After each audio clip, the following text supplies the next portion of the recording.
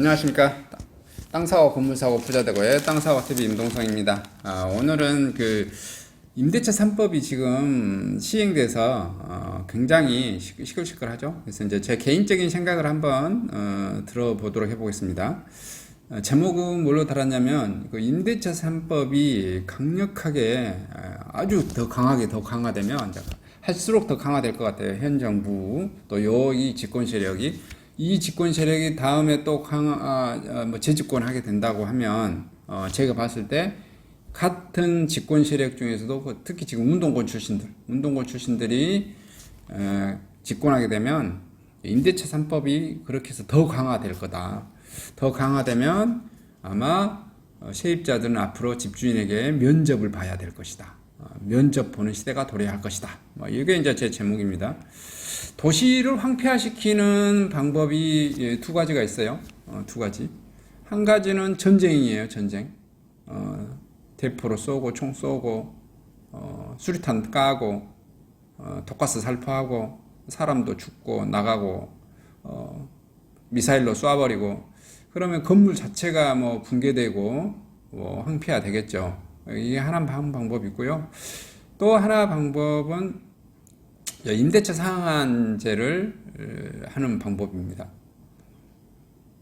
근데 임대차 3법 보호법을 보면 그 부동산 지식이 조금 낮거나 아니면 현재 임차인 분들은 또 그걸 또 해준다고 하는 사람들 입장에서도 굉장히 좋은 것 아니냐 이렇게 생각을 할 겁니다.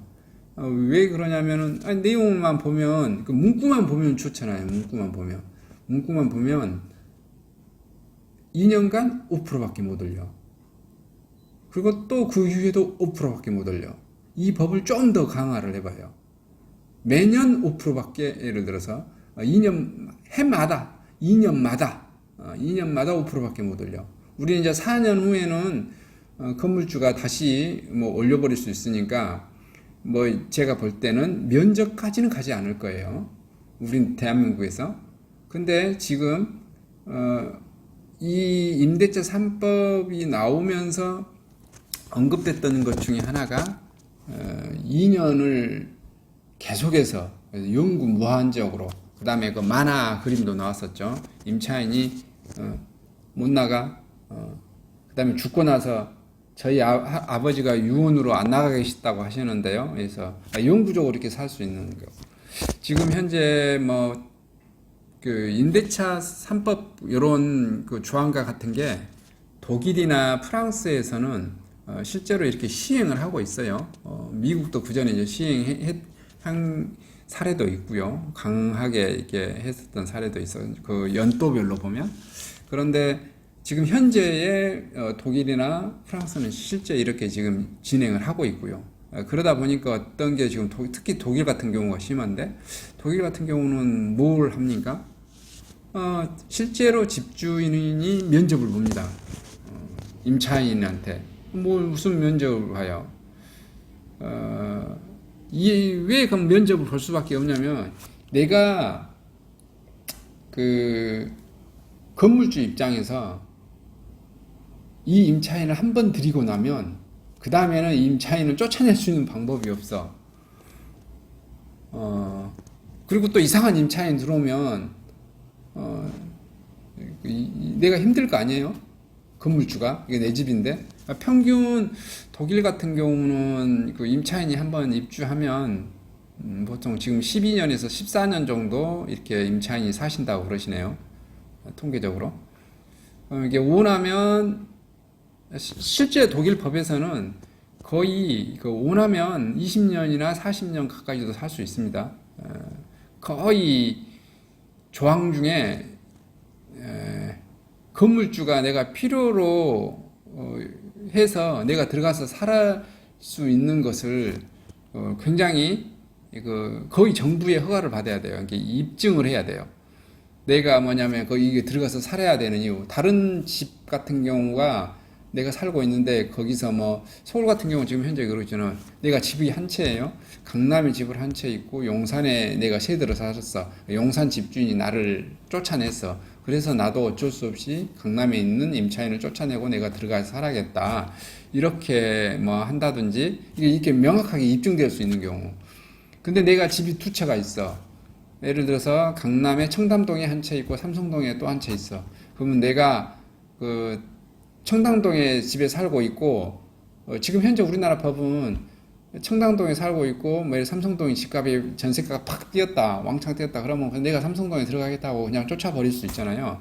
근데 독일 같은 경우는 그런 경우도 못 쫓아내는 것 같아요. 너 청담동에 계속 살면 되지 왜 임차인들어 삼성동에 있는 임차인을 강제로 내보내냐. 거의 이런 경우도 해당 사항이 안 되는 것 같아요. 그러니까 거의 독일 같은 경우는 임차인을 쫓아내는 게 거의 힘들어요. 거의 하여튼 뭐 거의 정부 허락 받아야 될 정도로 시에 허락 받아서 뭐 할 정도로 굉장히 까탈스럽습니다. 예, 그러다 보니까 이러한 법적인 것 외에 뭐냐면은 이런 게 이제 뭐냐면은 유형의 제도잖아요. 그냥 무형의 제도가 있는 거예요. 무형의 제도. 그러다 보니까 임대인들은 뭘 봐요? 뭐 이제 애완동물을 보유했냐 유무. 애완동물 보유하면은 애완동물이 지금도 현재 또 나주 혁신도시 같은 데서도 애완동물 들어오면 굉장히 거부한 사람들 있죠. 근데 왜 거부하냐면은 특히 이제 강아지나 고양이 아파트에 냄새가 박히죠. 요거 싫어해서 거부한 사람도 진짜 많습니다. 근데 이거는 없는 데서는 근데 그냥 나중에 몇 개월 비면 여기 우리나라는 그냥 줘야겠다. 나중에 도배하면 되지. 이렇게 지금 생각하고 중이기도 있습니다. 근데 독일 같은 경우는 아예 안 주는 거예요. 그다음에 동거 가족 수. 그다음에 뭐냐면은 직업, 정규직이냐 비정규직이냐 이런 것도 따지고요. 범죄 유무, 그다음에 개인 신용 정보, 이런 것까지 재직 증명서, 급여 명세서, 소득 증빙 서류, 이거 회사 입사하는 거하고 똑같아요. 그리고 각서를 써야 되고, 여기 아파트, 여기 주택, 훼손하지 않겠다, 벽지 훼손하지 않겠다. 좀만 훼손하면은 내가 다, 임차인이 내가 다 물겠다. 그리고 살다가 수도꼭지 훼손, 보일러 무슨 고장, 이런 거 나면은, 누가 수리하겠다? 임차인이 내가 다 수리하겠다. 그러니까 각서를 다 써요. 각서를 쓰지. 왜 각서를 쓸 수밖에 없냐면,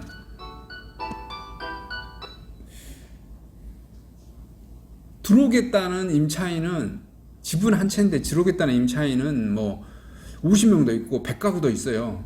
그 정도로 줄 서 있어 버립니다. 임차인들이. 왜 그러냐면 이득이 나지 않기 때문에 임대사업자나 임대사업자가 아니라도 임대를 놓으려고 하는 사람들이 그런 가구 수가 사라져가요. 계속해서. 그리고 또 뭐냐면은 건설회사들이 그런 임대하려고 하는 주택들을 건축을 하지 않아요. 왜냐하면 수익이 별로 안 되니까. 수익이 안 되잖아요. 수익.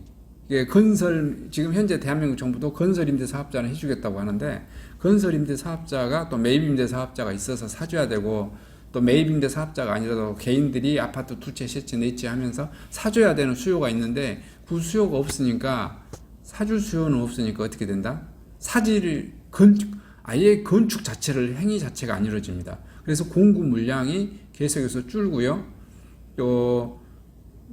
쉽게 말해서 허접한 아파트가 되고요. 그래서 독일이나 프랑스나 미국이나 이 선진국이라는 나라가 임대 사업하는 아파트들의 주택을 보면 지금 한국은 굉장히 아파트 공화국이잖아요. 아파트 내에 온갖 편의시설, 조경시설, 어린이집, 운동시설 다 해서 이렇게 고급화된 아파트로 계속 발전해 가는 거잖아요. 근데 영국이나 프랑스나 미국이나 독일 이런 데는 아파트가 제일 하층민이 사는 주거 형태예요. 왜냐하면 정말 성냥각처럼 딸랑 살 수 있는 그것도 아주 열악하게 되어져 있습니다. 아무것도 없어요. 그리고 외벽은 흉물스럽고 낙서가 있고 이렇게 보시면 돼요. 절대 건물주들이 돈 걷어서 페인트도 발라주지 않습니다. 왜냐하면은 임차료를 5%밖에 못 올리는데 그렇게 해줄 용의가 절대 없는 거죠. 그리고 집을 수리해주, 내가 이 임차인을 쫓아내지도 못한 만큼 수리도 해주지 않습니다. 생각을 해보세요. 이 임차인이 사는데 10년도 살고 20년도 살아요. 근데 내가 어차피 저 건물을 있는 임차인을 쫓아낼 수가 없어. 걔가 살아. 아쉬우면 지가 수리해서 쓰든지. 그러면 임차인도 어떻게 돼요? 수리를 하지 않아. 내가 미치겠어. 왜 또 임차인들은 게을러요. 솔직히 말해 내 집이 아니기 때문에. 저도 다른 지역에 아파트를 보유하고 있는데 저는 이제 풍수지리적인 그런 것도 좀 믿습니다. 왜 그러냐면은 이 유리창에 금이 가 있고 깨져 있고 뭐 이렇대요. 그럼 그것을 내가 임차인한테 잘잘못을 따지겠습니까? 그냥 내가 수리해 줄 테니 수리할 테니 수리를 해라. 그리고 그 영수증만 보면 업체 불러다가 수리하면 내가 그 업체한테 돈을 바로 송금하겠다. 이렇게 해도 안 고쳐요. 미치겠어. 실제 거주하고 있는 임차인들은 그런 거예요. 내 집 아니니까 그냥 그 불러서 내 집에 와서 내 아파트에 와서 뭐 유리 수리업자가 그 와서 여기 수리하다가 여기 흙먼지 날리는 것도 싫다. 그냥 깨지면 깨진 대로 그냥 유리가 깨져 있는 대로 그냥 쓴다 이거예요. 와 미치겠는 거예요. 내가 어느 아파트를 보유하고 있는데 화장실에서 물이 샌다 이거예요. 그거 다 수리하라고 했거든요. 제가 어떻게 돈 보내준다고. 근데 어쩐다? 이 임차인은 화장실이 두 개. 집이 화장실이 두 개 있잖아요. 그러니까 한쪽 화장실을 아예 안 써버려. 나 이런 임차인도 있어. 내가 수리를 해주겠다는데도 미치겠는 거야. 다른 내가 후속 임차인을 구하기 위해서 그거 어차피 수리를 해야 될 거잖아요. 이 지금 수리하나 다음에 수리하나 어차피 수리를 해야 돼서 나는 지금 수리를 하고 싶은데 임차인이 자기 귀찮다고 수리를 안 합니다. 나 화장실 하나만 쓰면 되지. 그런데 여기 이제 이렇게 임대차 3법이 강화되면 어떻게 되겠습니까? 수리를 안 하는 거예요. 건물주 수리 안 해주고 임차인도 수리 안 해주고 수리 안 하는 대로 대충 사는 겁니다. 그래서 계속 뭐 어떻게 된다? 슬럼화가 됩니다. 슬럼화가 열악한 집주인이 되고요. 근데 이제 그것이 처음에는 조금 슬럼화가 됐다가 나중에 그 슬럼화가 현상이 커지게 되겠죠. 그래서 그 아파트 한 블럭 그 전체가 이렇게 열악한 주거 시설로 이렇게 바뀌어진다라고 보시면 될 것 같아요. 이런 게 이제 이게 이렇게 말하면은 물론 여기 지금 제 강의 듣고 너는 아파트 서너 채 가지고 있어서 있는 놈 편들고 어찌고 그러니까 너가 강의 그따위로 하겠지 이렇게 말을 이제 하실 거예요. 물론 그렇게 말한다고 하면 제가 뭐 할 말은 없고요. 근데 이게 있어 이게. 그러면 왜 네가 악착같이 그것을 반대하냐 이렇게 하는 거죠.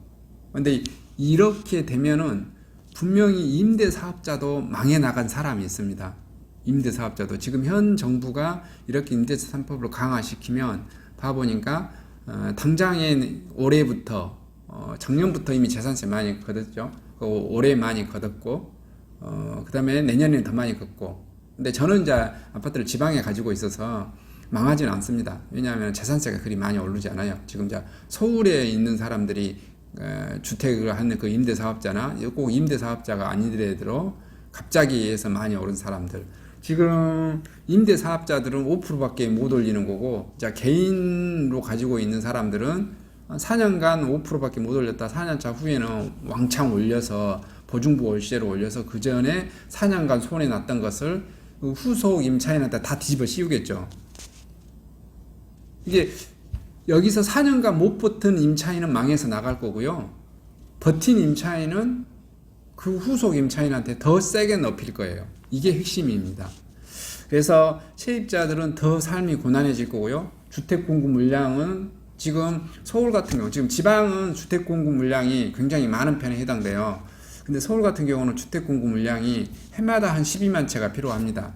근데 지금 계속해서 재건축 재개발을 맡고 있어서 내년 같은 경우도 한 7만 채, 5만 채 이 정도밖에 공급되지 않는다는 거예요. 거의 절반 정도가 줍니다. 당연히 서울 같은 경우는 가격이 폭등하겠죠. 그러면 이 임대차 부부 3법에서 4년이 어쨌든 끝나가는 주택들이 나올 거잖아요. 그 주택들은 가격을 어마어마하게 높이 부르겠죠. 그래서 전세 가격이나 월세 가격이 이중 가격이 형성되겠죠. 왜냐하면은 똑같은 예를 들어서 207동 1402호하고 1302호가 한 개층 차이밖에 안 되는데 한 아파트는 예를 들어서 전세 가격이 예를 들어서 5억이고 하나는 10억일 수 있고 이래요.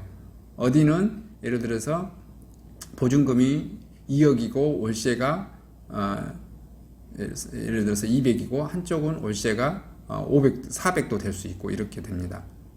이런 현상이 벌어질 수밖에 없겠죠. 근데 이 기간이 이제 끝나고 한 4년째 넘어가면은 또 가격이 다 거의 비슷해지겠죠. 그렇게 심한 차이는 나지 않겠죠. 근데 그때는 더 힘들어 갈 것이다. 이렇게 보여지는 겁니다. 여기서 제가 말씀드리자고 하는 것은 망할 만한 임대 사업자들이 악착같이 반대를 하는 거예요. 봐봐요. 안 망할 임대 사업자들은 더 조활하게. 봐봐요. 이제 서울에서 임대 사업자가 예를 들어서 지방 저 같은 경우도 지방에 지금 아파트를 한 몇 채 갖고 있거든요. 근데 별 의미가 없어. 왜냐하면 자산세도 없고 월세도 별로 안 올라. 근데 서울 같은 경우는 어떻게 되죠? 지금 보증금 2억에 월 200 가던 게 400도 가고 500도 가고 한단 말이에요. 그러면 그 임대 사업자 중에서 뭐 다세대라든지 빌라라든지 또 아파트라든지 해가지고 망할 임대 사업자도 있어요. 그 망할 임대 사업자들은 그다음에 당장에 올해나 2020년이나 21년에 22년에 당장에 막 1,000만 원, 2,000만 원 한 해의 적자 날 이 사람들이 가서 악착같이 데모를 할 겁니다. 그러나 사업 구조 시스템을 임대 사업 구조 시스템을 잘 갖춰둔 사람, 쉽게 말하면 부영 같은 회사들. 그래서 부영은 아니더라도 예를 들어서 내가 주택 임대 사업자를 하는데 한 20채나 100채나 이렇게 가지고 있는 너 그냥 웃죠. 저 빙그레 웃겠죠. 왜냐 2년만 지나봐라 4년만 지나봐라 왕창 올린다. 돈을 그냥 더 걷어들이겠네. 이렇게 빙그레 미소를 지을 수 있어요. 그래서 이제 진짜 강한 임대 사업자는 돈을 더 많이 벌 거고 임대 사업이라든지 아직 서너 채, 두세 채밖에 못하는 그 사람들은 또 망할 것이고 그런 현상들이 각각 벌어지겠죠. 그래서 내가 망할 수 있다고 판단된 사람들이 지금 매주 토요일, 일요일 날 나가서 데모를 하는 것입니다. 그냥 이제 이렇게만 말씀드리고요. 제가 계속 말씀드리죠. 저는 부동산은 가격이 끊임없이 계속해서 오른다. 이 정부가 지금 현재 제도적으로 가격을 급등 올리는 것도 있는데 이 제도하고 말고 뭐 때문에 오른다고요? 돈의 화폐량의 통화량이 증가로 오른. 지금 코로나 때문에 왕창 오르고 있어요. 지금 저도 부동산 때문에 제가 모르고 개인연금을 해지해서 메꾸려고 부채를 상환시키려고 했더니 그 미래에셋증권에서 엄청 저를 말려요. 못하게 세금 왕창 두드러 맞고 해지하면. 근데 벌써 제가 넣었던 금액에 더블을 치더라고. 수익이. 근데 또 부동산도 그렇게 올라가는 거예요. 돈의 화폐량의 힘으로 올라가는 겁니다. 화폐량. 지금 근데 화폐량의 힘으로 전국에 지금 코로나 사태 때문에 지국 사람들은 잘리고 망해 나가고 이렇게 해서 안 좋아서 망해 나가지만 있는 사람들은 어떻게 돈이 막 풀려서 현금이 통화량이 3천조가 이렇게 풀리다 보니까 부동산 가격도 폭등하죠. 그 다음에 공급 물량이 줄여서 폭등을 하죠. 이래저래 계속해서 폭등합니다. 그래서 이제 월세 시대로 전환이 되면 임차인들은 더 고달픈 삶을 살겠다라는 게 좀 안타까운 마음입니다. 제가 뭐라고 해드릴 수 있는 마음은 없고요. 되도록이면 예를 들어서 강북에라도 집을 사든지, 제 대안은 그거예요. 강북에라도 집을 사든지, 강북에 살 수 없으면 어떻게 된다고요? 그쪽 서울을 벗어나서 경기도권에도 집을 사셔라. 경기도권에 나오면 5억짜리, 4억짜리, 3억짜리 아직도 많이 있습니다. 아니시면 서울에 빌라라도 사셔라. 빌라라도 사셔야 돼요. 예를 들어서 서울에 있는 게 강남에 20억, 30억, 40억 어차피 그거 못 사잖아요. 그리고 강북에 있어도 12억, 13억 아파트 살 수 없고 이렇게 되면 서울에 있는 거 아파트 뭐 평수 적은 거라도 사시는 게 답이다. 이렇게 제가 뭐 말씀드리겠습니다. 어쨌든 임차인으로 살면 계속해서 건물주한테 갖다 바치는 그런 현상이 벌어집니다. 이상 간단히 마치도록 하겠습니다. 감사합니다.